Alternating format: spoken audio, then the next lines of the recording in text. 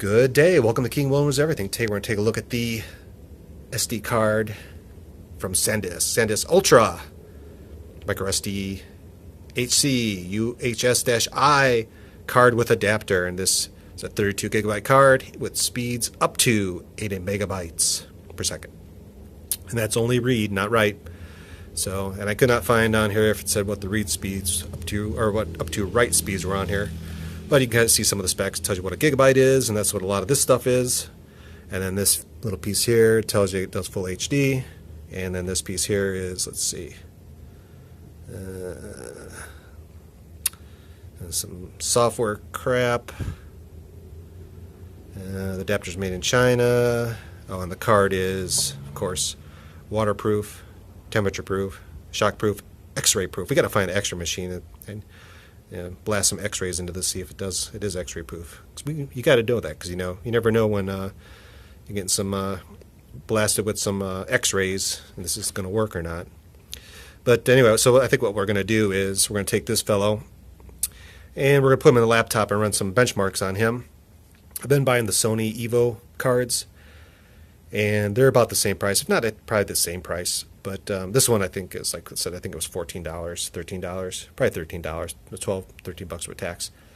So it's about the same as the Samsung Evo, which is what I like. And the Evo, they tout up to 90 megabytes a second.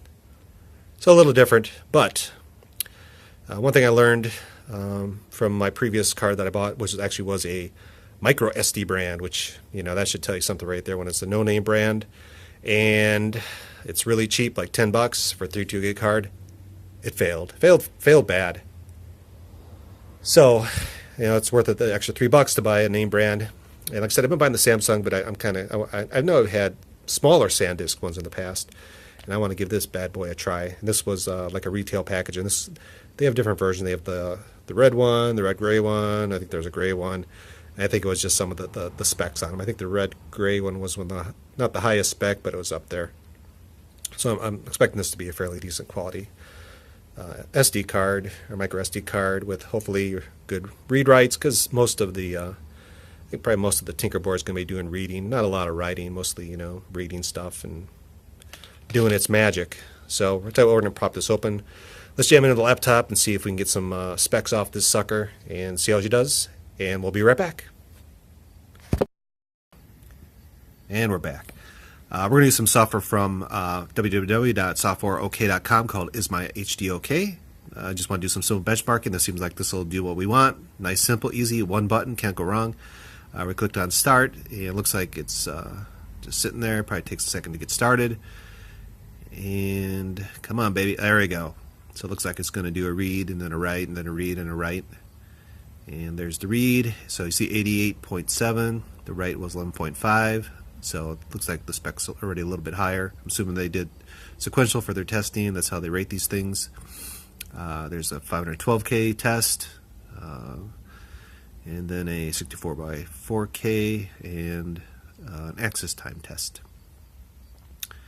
And it's kind of chugging along. I just set it for 30 seconds, so just doing quick test.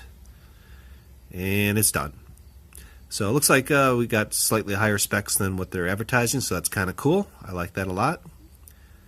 And you can kind of see there's the reads, there's the writes, and looks like there's some benchmarking at the bottom. So I assume you go to their website and you can kind of benchmark your card or hard drive or whatever against other people that have submitted. So it looks like so far so good. So I guess the main question is this worth buying? From what I can see, I mean, the specs are good.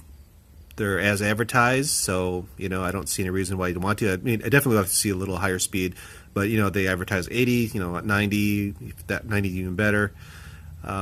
So specs look good. I mean, just from our quick test that we did, it's really brief, not very scientific, but that's all we got. So I definitely would pay the $13 again for this one. So go out and get one and have a great day.